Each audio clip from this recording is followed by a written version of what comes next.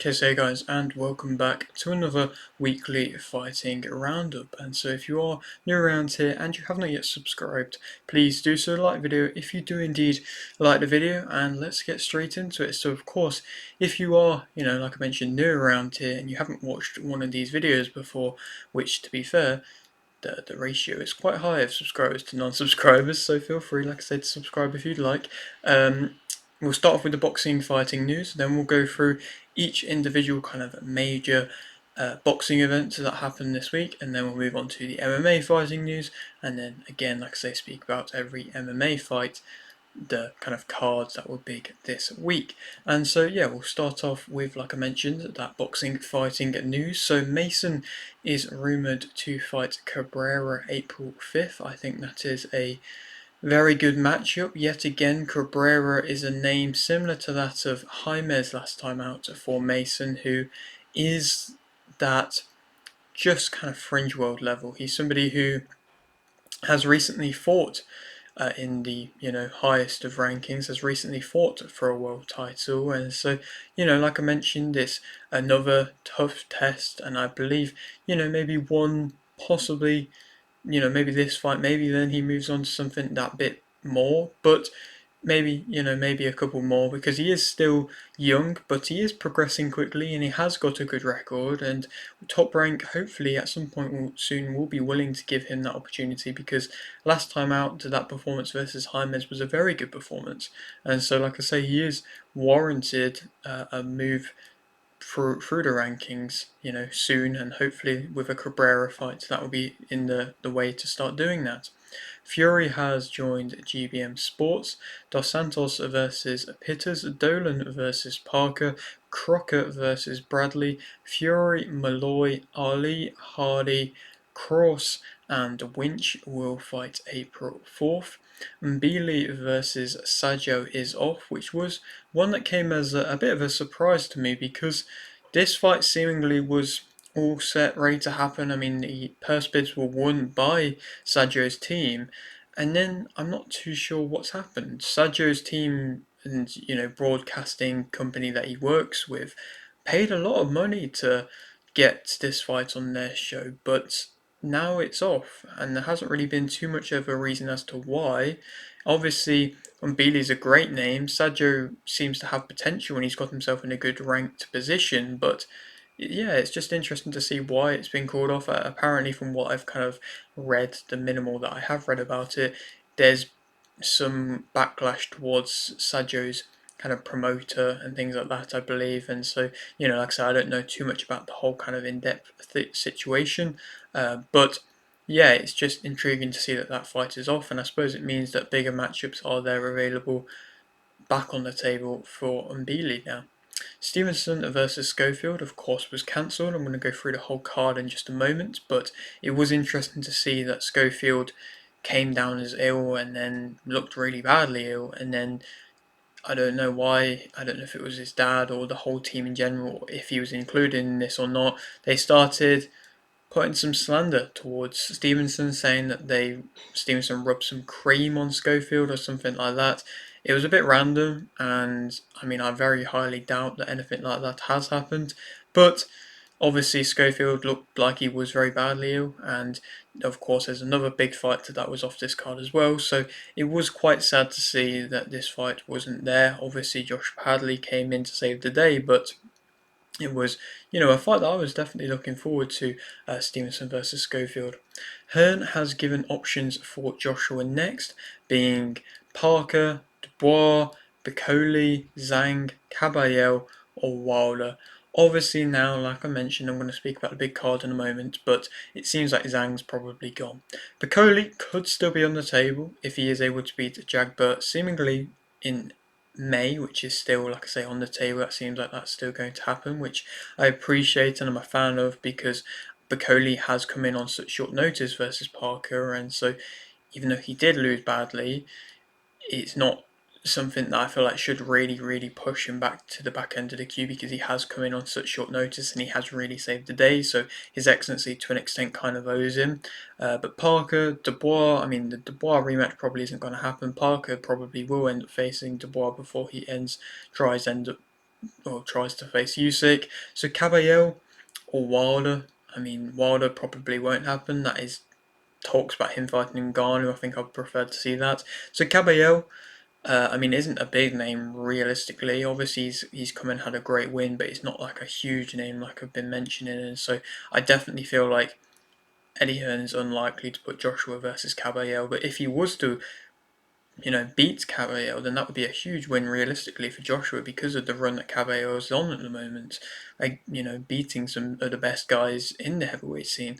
So that could be one way to maybe create a bit of hype and see maybe possibly an easier way in. But at the same time, if he does lose to Cabello, then that is again probably career-ending type fight. So, like I say, it's a lot of risk and minimal reward realistically.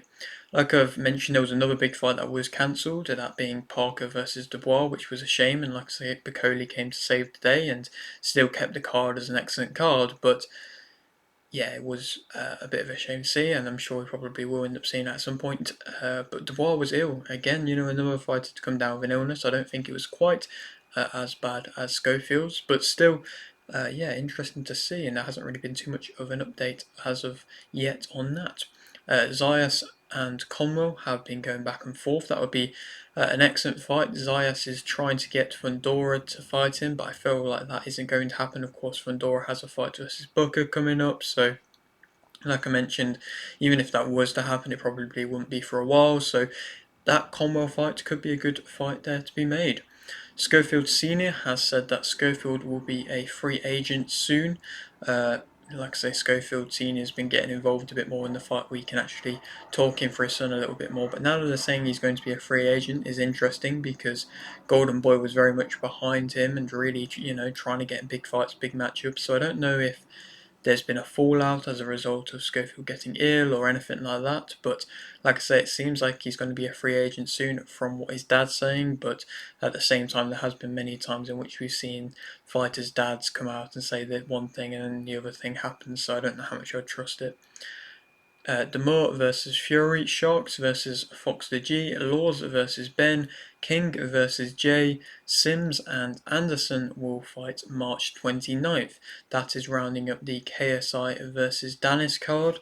It's a interesting card. I mean, a few intriguing fights. I mean, Demore versus Fury. Demore has been calling out Fury, that being Roman Fury, and so it's a Fury name if Demore is able to beat him, and Fury has kind of now put himself in the misfit scene, moved away from professional boxing, similarly to that of Tommy Fury, but isn't quite doing it on quite the same stage as what Tommy Fury was able to do it. But I'm sure if he is able to rack up a few wins, then he could get himself in a big misfits fight. Sharks versus Fox the G, I think it's a good fight. Laws versus Ben, I think it's an underrated fight. I mean, both of them have been kind of calling for misfits to get involved with them because that's probably the best way to make the fight as big as possible. They are both big personalities. They are both there with a rivalry that needs to be settled, and perhaps they are both not quite good enough for the actual highly ranked professional scene, but they kind of understand that. But they both know that they can be big draws. So yeah, I think that's a good fight, and yeah, like I say, amongst some other good fights on the card. Pacheco is targeted to fight May 2025, and so not too long now.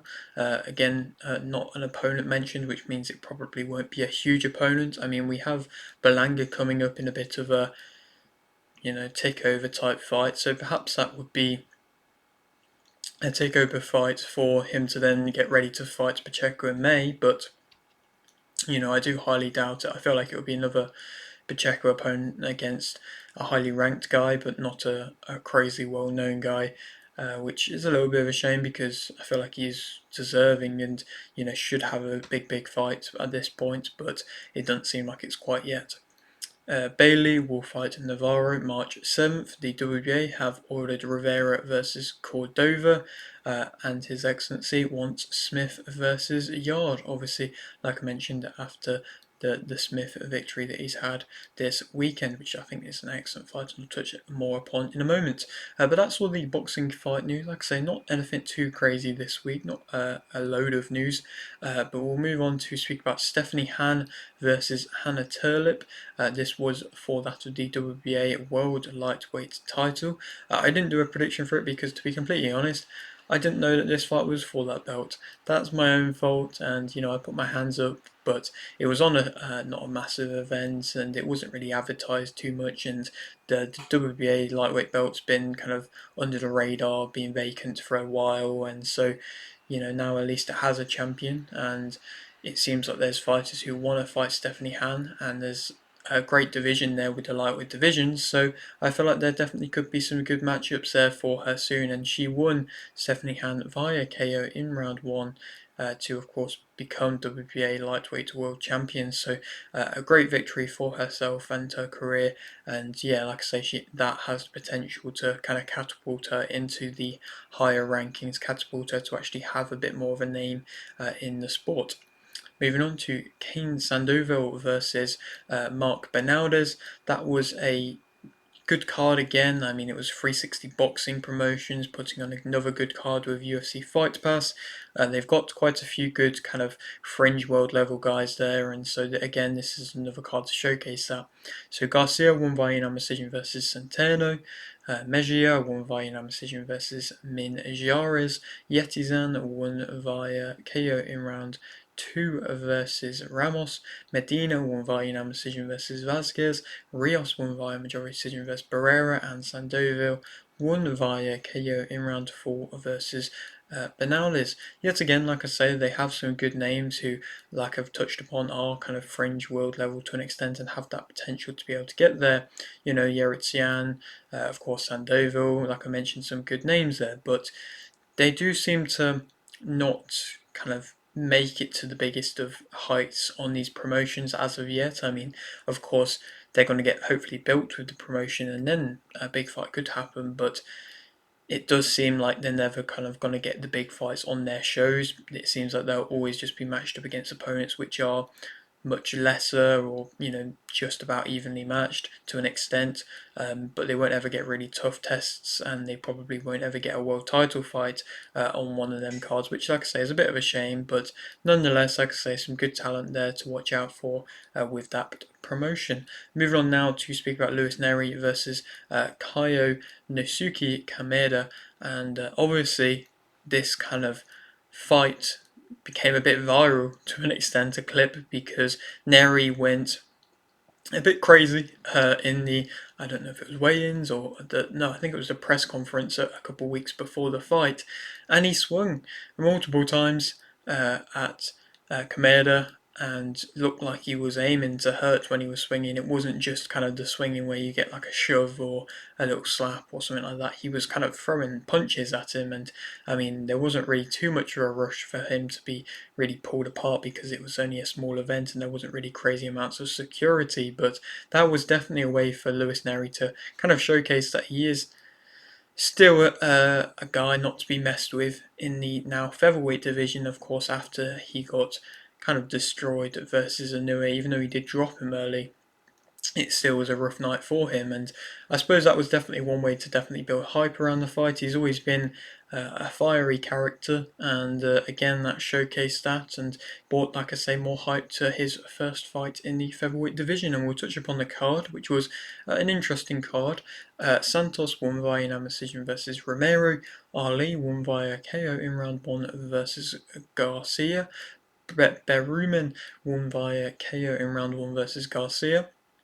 Gaeton versus Duarte was a no contest. Leon won via TKO in round 2 versus Olivas. Sanchez won via TKO in round 3 versus Echeverria.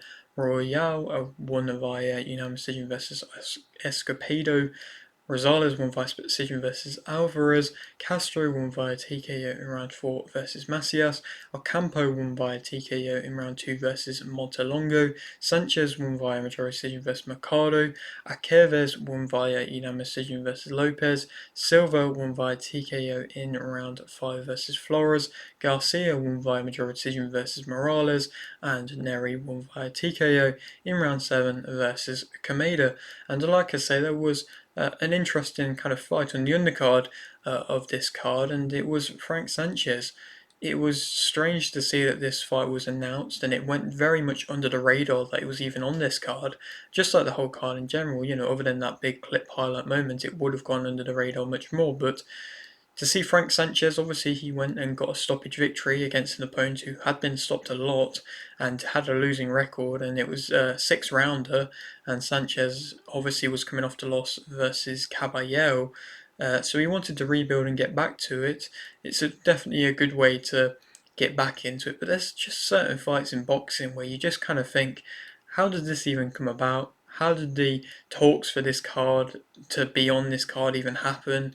And obviously, we will never know, but Frank Sanchez obviously went and got a big victory and, you know, showcased that I suppose he is still a name in the heavyweight division. I think there's definitely good matchups there available for him, and I think he could definitely get thrown back in against one of the guys in the heavyweight division who have recently lost themselves. And so, yeah, there's definitely a route back to it, but it was just, like I say, interesting to see that he was on this show. And of course, Nery put on a good performance versus Kameda. I feel like a very good performance, a destructive display, showed that his power carries and looks better in the featherweight division. I think he looked sharp and I think he looked aggressive as ever and was able to keep that pace up and get a very good knockout over an opponent who, on paper, he was going to be better than, and he delivered that. He was better than him. Moving on now to Gabriel Flores Jr. versus Jose Arellano. That was a Pro Box TV card, and a good one as of that. Creason drew versus Guinethan. Soltero won via majority decision versus Rodriguez. Morales won via unanimous decision versus Vargas. Cuba won via unanimous decision versus Harris. Moreno won via KO in round 7 versus Francis, and Flores Jr. won by unanimous decision versus Arellano. Similarly to that of 360 Boxing Promotions, again another card of guys who definitely have good potential and headlined by a guy who could definitely, make it to that high level again. And so, like I say, another kind of rival, maybe promotion to an extent to that of 360 Boxing Promotions. Obviously, Pro Box TV have done that bit more and have got that big kind of broadcast team around them with some very good names, and so they are that bit more ahead, but they aren't quite pushing or knocking on the door of some other big promotions. But I do like their Wednesday shows that they're putting on, and this was a good one as of that. Not a crazily big one, but still a good one. Moving on now to, of course, the big main event of the week, which was, of course, one of the biggest, if not the biggest, boxing card in history, with, I don't know if it's a telltale fact, but probably the most world titles we've ever seen on one show. Like I say, I may be wrong, but if I am wrong, then it will be probably a long, long time ago since we've seen this many on a card. And so His Excellency really delivered more than anything, even with the setbacks of the fights being cancelled, to still have a sensational card. And it was just, first of all, excellent to see the fact that even though fights were getting pulled out, they had opponents there and they could bring them in. It's not going to get fights, be cancelled on a week's notice and then no opponent. I feel like I'd rather see an opponent to come and be given an opportunity like Padley was, to be given that opportunity to change their life and to get that huge payday and to really come and save the show. I'd rather watch them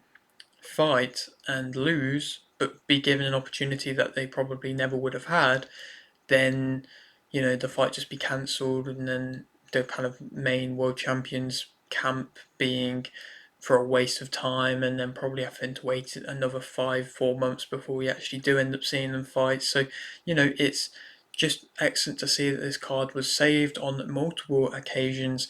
And obviously there was some big matchups that we missed out upon, like I've touched upon, and that was a shame. But I still feel like the show did deliver for an excellent card. So we'll start off and I'll just go through it all, and then I'll kind of go through each fight individually. So Alakal won via unanimous decision versus Gomez. Almayuf won via points versus Oliveira. Smith won via unanimous decision versus Boatsi to become WBO interim world light heavyweight champion.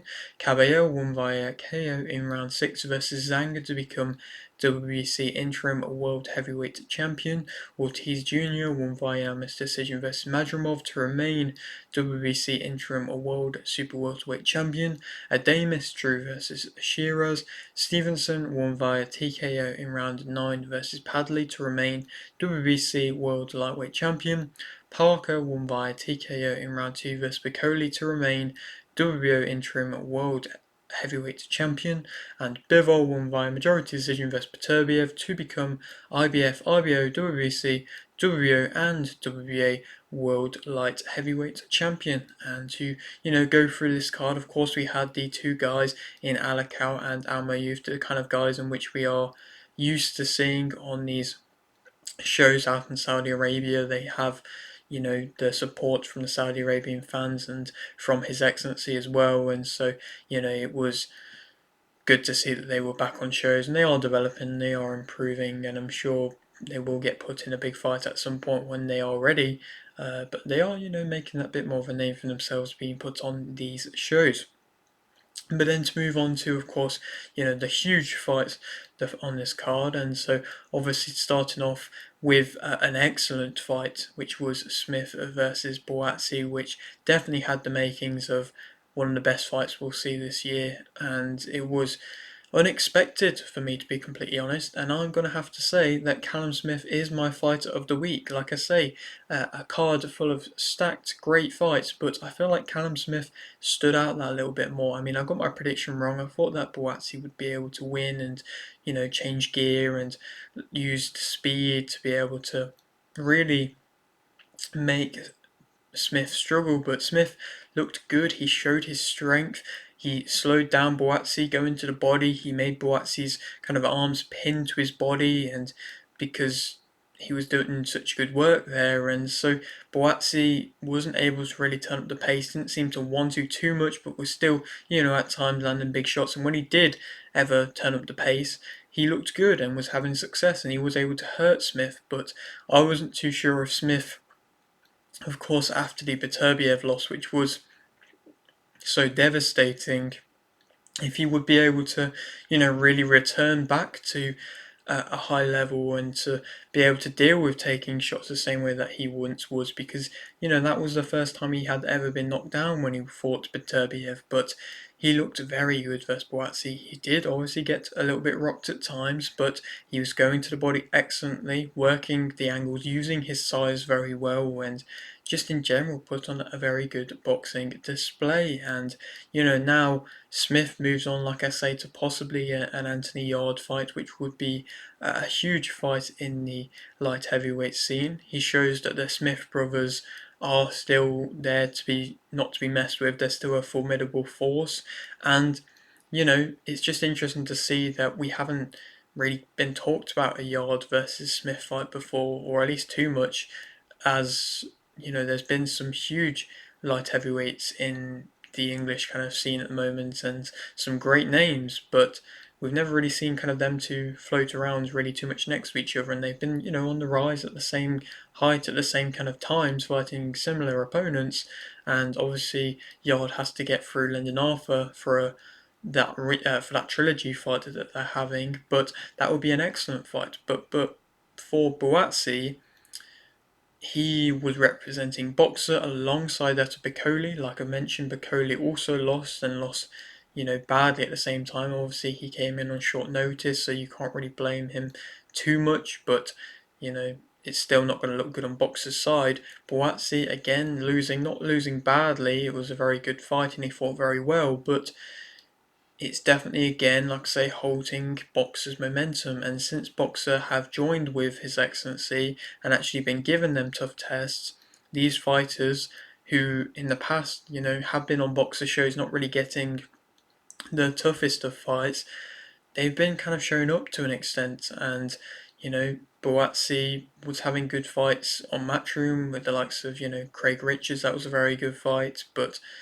he obviously had a good fight with Dan Aziz as well. But at the same time, he's been shown that he's still able to fight at world level. I mean, he fought very well versus Hutchinson and had success, but he's not going to be the huge star most likely. I'd like to be wrong, but like I say, most likely he probably won't be the huge star that boxer probably wants and probably need, because if Chris Eubank is to lose versus Conor Benn, then Chris Eubank first of all may retire. Well, there'll probably be a rematch. I think there is a rematch clause certified in there, but like I say, he's the kind of biggest draw for boxer now, and Boatsi was alongside that before, as well as Bacoli as well, but both of them have taken a big knock. Of course, Ben Whittaker took a big knock. We have Adam Azim coming through, so he has the potential, but he's not quite there yet, and so we're in a bit of an interesting period, especially with, of course, all the talks around Boxer and Sky Sports, that contract running out in, I believe, May time. I feel like there definitely has to be a few big results go in Boxer's favour soon on the men's side of things, because obviously they're doing really well on the women's side of things, but on the men's side of things, to really change things around and to give Boxer that bit more momentum. Moving on to speak about, Caballero beating down Zhang. I got my prediction right for that one. I think I said it would be a unanimous decision, but, in the end, like I've touched upon about Caballero's bodywork is excellent, and he was able to really wear down Zhang. I said that Caballero probably would get dropped early, and I was right by saying that. I mean, Zhang, it's interesting to see how he's always just able to look quite sloppy and look quite poor, but still be able to just do the bare minimum and still be able to score knockdowns. It's just, yeah, like I say, impressive to see. But Caballero was just way too much. I think Zhang was just relying on his power way too much and just was coming in way too heavy. And there is a certain amount of fighters that you can get away with beating in the first kind of 6 rounds, but he was getting to a point where he really couldn't even fight in the 6th round, and typically that was a cut-off point where he still looked quite good, and then going on from there he would really turn down, but he looked poor in the 6th round, and Cabello was able to really kind of land the big body shots to be able to have a lot of success to end up, of course, stopping him. And now that is a new name in the heavyweight scene, and that's what we're seeing from these Riyadh season events. These heavyweights getting opportunities, and it's nice to see that he's able to keep this momentum going. I was questioning if it would perhaps slow down a little bit as a result of him taking a little bit of time out, but yeah, it hasn't at all, and there's definitely some huge matchups there available to him. Where he'll go will be interesting. Obviously, maybe a Parker, maybe a Usyk, you never know, maybe a Dubois, maybe a Joshua. There's a few options there, so we will just, of course, have to wait and see. And he's definitely in the Who Needs Him Still club at the top level of the heavyweight scene, but he's definitely, definitely clawed his way in and should, of course, be talked about now. Ortiz Jr., of course, that win versus Madrimov was a very good performance. I think I said that Ortiz would stop Madrimov, but I still said that Ortiz would win. A lot of people were unsure as to this fight, if this was a step too much for Ortiz Jr. and if this would be a bit more of a boogeyman type opponent for Ortiz Jr. But Madrimov, of course, was coming in off an excellent fight versus Terence Crawford, which was that bit more of a chess fight, and he was picking shots nicely and he was having a lot of success with singular shots, but I just didn't think that he'd be able to do that versus Ortiz Jr. and have the same level of success. Not that I'm saying Ortiz Jr. is better than Crawford, but Ortiz Jr. is that bit more aggressive than that of Crawford, and so scoring, singular shots isn't gonna quite have the same effect because Ortiz Jr. isn't quite as reactive. He's more just kind of fueled off that aggression and that want to hurt. And he was able to do that, not able to stop Madrimov. Madrimov is a very tough opponent, and he's proved that now on a very good scale multiple times and can take a good shot. But I also think at the same time Ortiz Jr.'s defense has become a little bit more tighter, even though he's still keeping that aggressive mindset, which is a difficult thing to do because when you kind of focus on your defense a bit more after a rocky fight, it can have an effect on your offense and can make you a bit less, a bit more hesitant and a bit wanting to less commit to your work. But it didn't seem like that too much at all with Ortiz, even though, he had a very tough fight with Spahachuk last time. He still looked like he was able to still fight at a very high level, and so that definitely pushes him on again now. I feel like big fights only are going to be for him.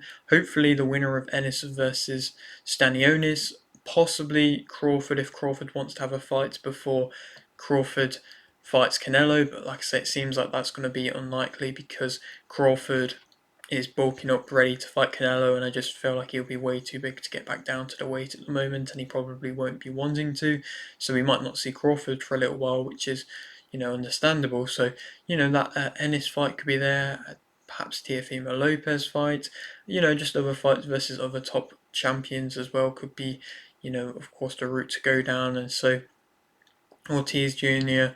with Golden Boy is of course still a huge name, and then Madrimov, there was talks of him being on some sort of antibiotics and having problems before the fight. Obviously, he pulled out the Bahachuk fight before, so that showed that perhaps he wasn't 100% coming into the fights, and he probably will still get given fights from Matchroom, but he might need a bit more time to build back up to the huge fights again.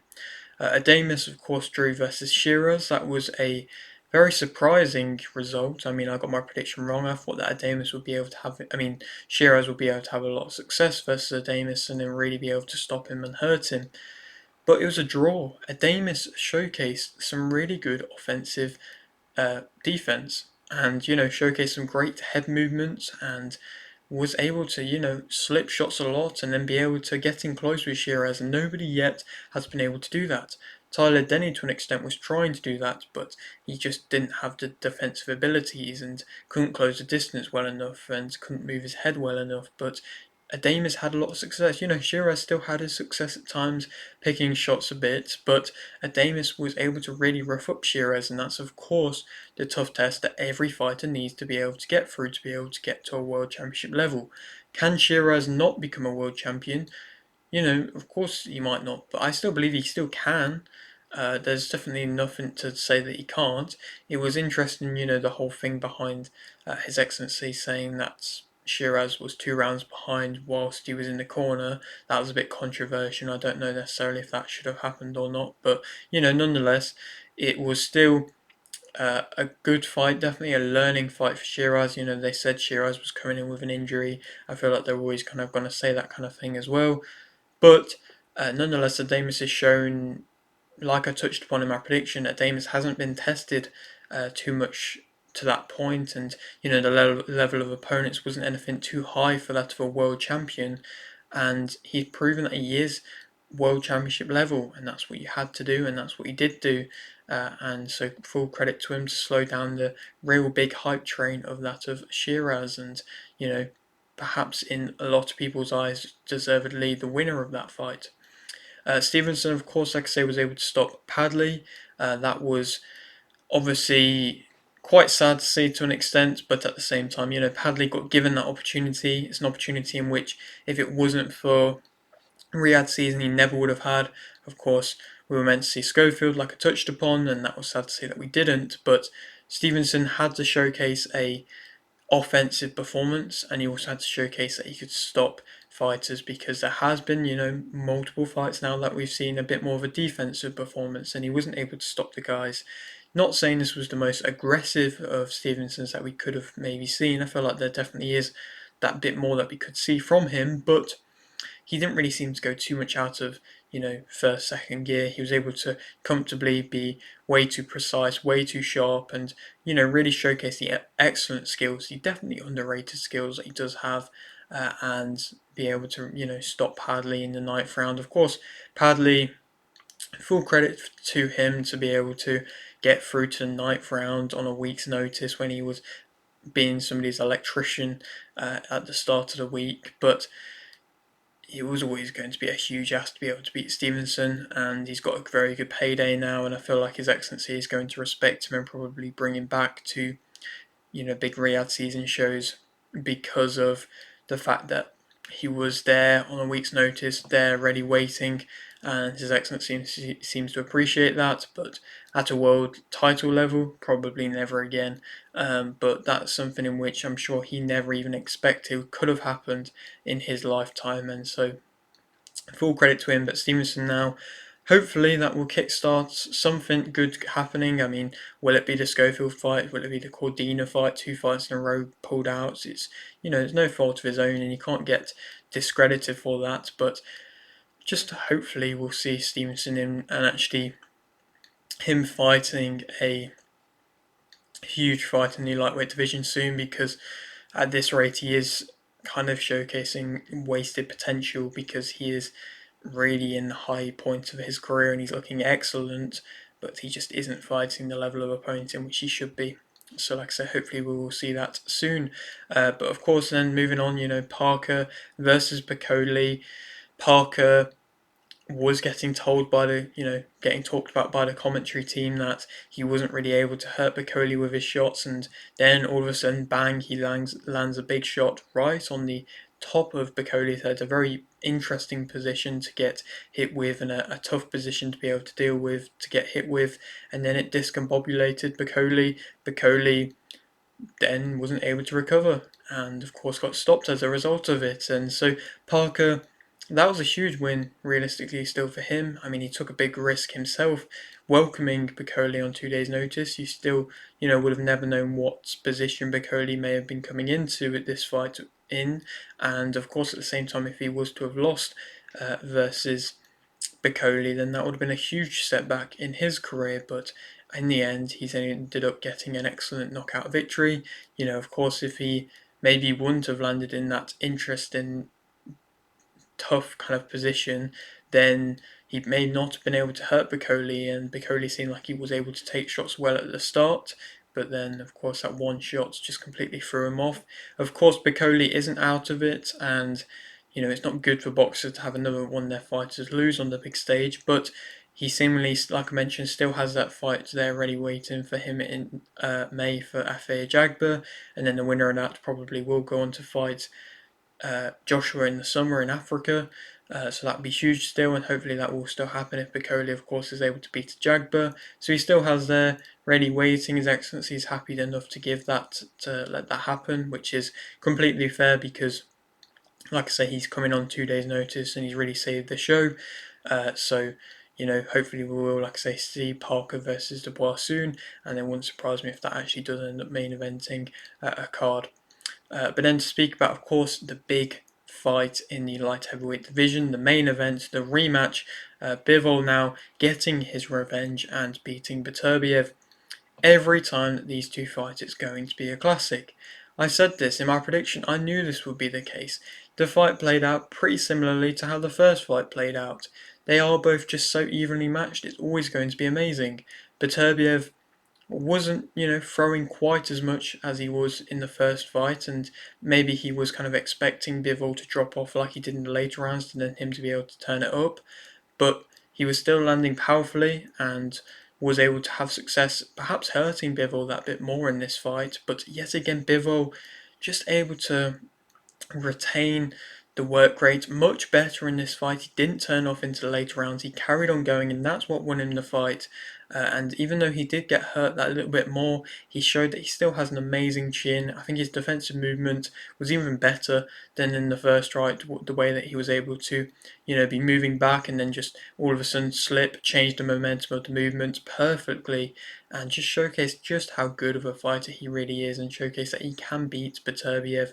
But like I say, it's always going to be an excellent world level fight, and I feel like they are both just two of the best fighters in the world, of course, but I also feel like they are just so far ahead of the curve, and I feel like they could beat anybody in the light heavyweight division, including that of Benavidez, quite easily. To be completely honest, I feel like they are way ahead skill-wise than any of the other contenders, and I feel like it's been a long time since we've seen two guys like this just so far ahead than that of everybody else. And like I say, just a true, rivalry that is going to deliver every single time.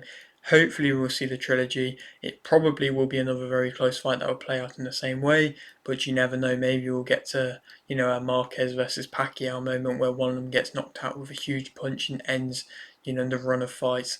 We'll never know, but, if we keep just putting them back against each other over and over again, we're going to see some amazing fights consistently. And as a pure boxing fan, I'm just such a fan of these fights happening over and over again, where I would happily watch it 8, 9, 10 times if I'm being completely honest. But yeah, it's definitely a huge chapter in both their careers, and what their whole career has led up to are these fights. And yeah, it's just amazing to see. Moving on now to, of course, like I say, the MMA fighting news. And so we'll start off with Vanderford has joined the UFC, that being Paige Van Zandt's boyfriend, husband, I'm not entirely sure, but he's coming to the UFC, and I'll touch upon his win in just a moment. Grasso will fight Silva May 10th, so no longer, of course, fighting for the belt anymore, and so she moves on to now fighting Silva. Topuria has vacated his UFC title. That was some huge news that happened this week in the UFC. I mean, it was Dana White just putting on a live and making this announcement out of the blue, which definitely shocked a lot of UFC fans, but also was just interesting, and created a lot of hype. And there was a lot of big announcements in the fights, news, and cards this week just from that one live alone. And so, Topuria has said he has pretty much achieved everything that he wants to achieve, and he can no longer really make the weight the best that he can anymore. He's not a massive guy, so I'm not entirely sure how true it is that he cannot make the weight anymore, but he feels like he's done everything he can in the featherweight division. Maybe he thinks he could jump straight into a fight with Makhachev.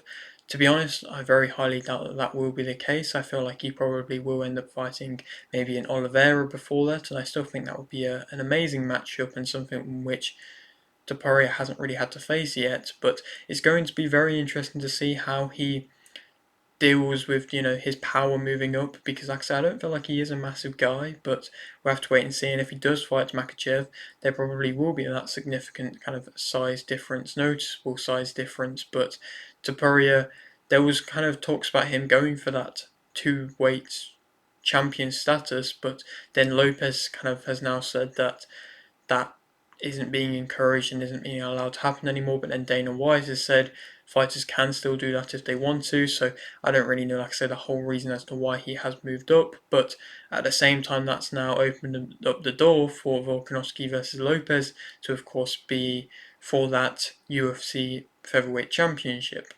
Obviously, the winner of this will be a UFC champion, so it'd be great to see Volkanovski get back to there. I mean, a fan favorite. I love him as a fighter, and so I would be really wanting to see him, of course, get back to being a world champion again. But does he deserve a world title shot?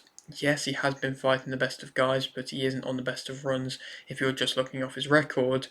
But he is taking on Lopez, who is a very tough contender to take on, and Lopez definitely is deserving of that of a UFC title shot. So, like I say, even if whoever wins this belt, there's always going to be the thing of, yeah, but you haven't beaten Topuria, so that's always going to kind of be the shadow there, and so that's a bit of a shame. But at the same time, when they fight each other, it does kind of slow down the featherweight division afterwards, because there isn't really too many more fighters in the featherweight division that can really put on too much of a test. I mean, Pitbull's coming into it, and he's coming from Bellator, and the Pitbull brothers are coming into it, and Pitbull's a great striker, so that definitely could be a new name coming into it. He's of course fighting Yair Rodriguez on that same card. So yeah, there is going to be names coming into it, but of course, I'm very excited for, of course, Volkanovski versus Lopez, and amongst the rest of the card, like I say, Rodriguez versus Pitbull's on it. Chandler versus Pimlet is on it. That's an excellent fight, and Chandler, I don't think he ever thought that he would be fighting Pimlet in his career, when they are, so different in age and have had such a different kind of route to where they are now. But it's of course happening, and Chandler, I would give him full credit. He definitely could have gone down the route that Poirier is trying to go down at the moment, where he's only going to fight, legends. But he has to, let that other next kind of level of crop come through. And Pimlet now has a huge fight versus Chandler to be able to, try and win. Chandler didn't look bad at all versus Oliveira realistically, and so definitely will show you up if you aren't able to fight at his level. Neal versus Prates, I think, is a great fight as well. Krylov versus Reyes, another excellent fight. Ige versus Woodson.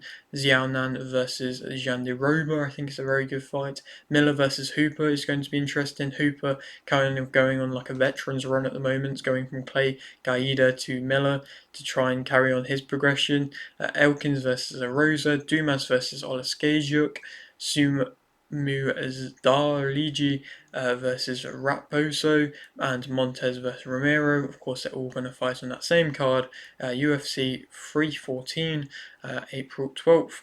Mohammed versus Della Maddalena and Shevchenko versus Fioro will fight May 10th. That is now a change, of course, to the main event, with Mohammed now fighting Della Maddalena, of course, instead of what everybody was expecting. It wasn't actually a change, to be fair, but it's from what everybody was expecting, being Rakhmonov. Rakhmonov has seemingly got an injury. I don't think it's really been disclosed as what he's had that is an injury, but I've heard that it could be quite serious. I'm not too sure, but it seems like Della Maddalena, he's obviously been moved from fighting Edwards to now fighting Mohammed. That's, of course, because Brady's jumped in to fight Edwards, and they don't want to make Brady versus Mohammed again, so it's all, interesting to see how it's played out. But Della Maddalena has now gotten a huge opportunity to become a champion, and perhaps this is maybe one of the only opportunities he would have gotten. Of course, he probably would have had to, beat Edwards and then maybe beat another guy before he got a title shot, because he probably would have been waiting around a while. But now he's got that shot, and it's definitely going to be an interesting fight. I mean, a lot of people were writing off Mohammed versus Rakhmonov, and so Mohammed has the opportunity to become a cemented UFC champion. I mean, a lot of people don't like him as a champion. A lot of people think, like I say, that he would lose to Rakhmonov, but if he beats Della Maddalena, on paper that's a bit of an easier matchup, but still, yeah, like I say, it cemented himself as a world ranked heavyweight champion, not heavyweight champion, UFC champion. So it's not something that you should, overlook, and you definitely shouldn't overlook what he's achieved. And yeah, like I say, if he wins this one, then it's more of a legacy that he's kind of making. And so, yeah, that's definitely an excellent fight there to be made, and hopefully it will deliver.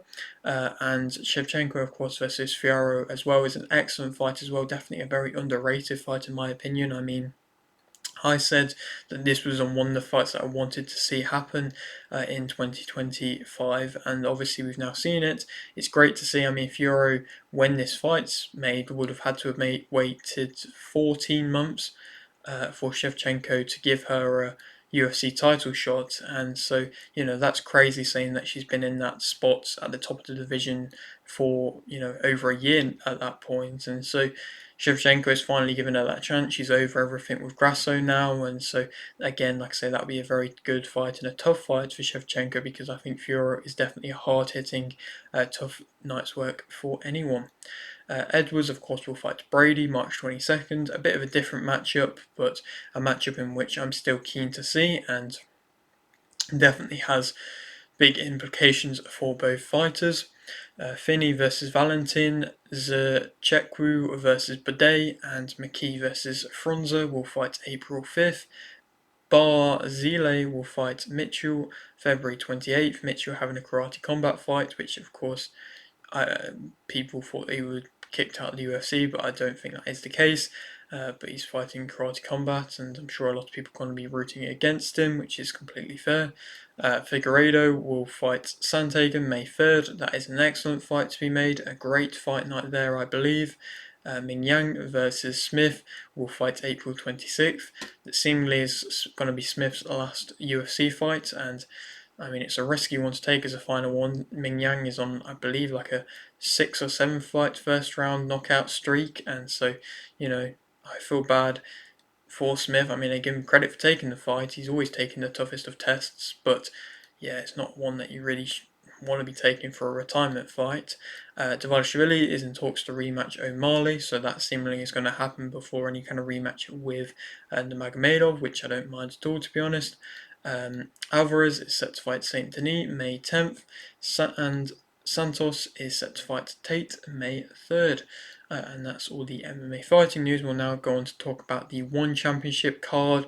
Just a little bit of an overview, not go too in depth into it. Being Jonathan Haggerty versus Ruwa Wei. And so we'll, just talk about 3 matchups on the card. Peacock won via KO in round 3 versus Suzuki. Pasio won via KO in round 2 versus Brooks to remain 1 strawweight MMA world champion. And Haggerty won via unanimous decision versus Wei to remain 1 bantamweight kickboxing world champion.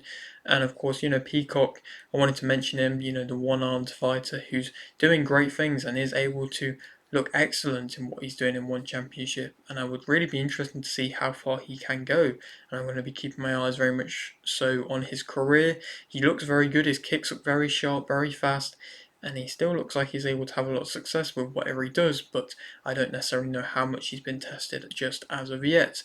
And he's definitely a big draw there, and One Championship have a good name there, and it's a unique kind of name there, so something definitely could happen with that. Pasio, a big knockout victory versus Brooks to end their trilogy to an extent, and MMA World Champion, very good name for him, and definitely an underrated fighter in One Championship. And Haggerty to remain now 1 kickboxing world champion. He's been obviously doing a few things in Muay Thai, losing a couple of fights against, the top highest level of oppositions, but still showcasing that he's an excellent fighter in the kickboxing scene. He looks very good. It was obviously a little bit different to see that he wasn't throwing his elbows that we're all used to seeing from him, but his kicks are very, very sharp, very, very good. And the way that he was able to, put them push kicks to the face from such short range, I always find crazy to see. And I'm a big fan of kickboxing, and it's nice, and I do love to always watch One Championship whenever I can because of what they do showcase. So many different things all in one show, so many different types of mixed martial arts. And so again, Haggerty, a great name from the UK, and definitely should be supported by British fans more. Moving on now to speak about the UFC Fight Night. Of course, Cejudo versus Yadong started off excellent with the prelims, then not let it trickle off at all, but had some controversial moments into the main card, but we'll go through it. So, Bukauskas won by KO in round 1 versus Sakara. Riziboev won by KO in round 2 versus Makonko. Vanderford won via KO in round 2 versus Varen Tennikov. Simon won via KO in round 1 versus Basharat. Abdulmalik won via KO in round 2 versus Klein. Costa won via submission round 1 versus Philly. Kutalaba won via submission round 1 versus Aslam. Menefield won via split decision versus Walker. Silva won via KO in round 1 versus Bag Saharian. Font won via split decision versus Matsumoto. Hernandez won via unanimous decision versus Allen. And Yadong won via technical unanimous decision versus Cejudo. And so, go through the card. Like I say, the prelims was excellent with some great stoppages. I mean, Vanderford coming in his UFC debut and getting a great stoppage. I mean, his opponent seemingly probably will be kicked out of the UFC after the little kerfuffle that he caused after the fight, just going up and shoving Vanderford for no real reason. But Vanderford definitely can be an entertaining name in the UFC scene. Simon getting a huge KO win for his career. He's never really been able to beat the best of guys, but that was a massive knockout for himself. And then, some other big moments. Kutalaba, that submission round 1 was a good submission versus Aslan.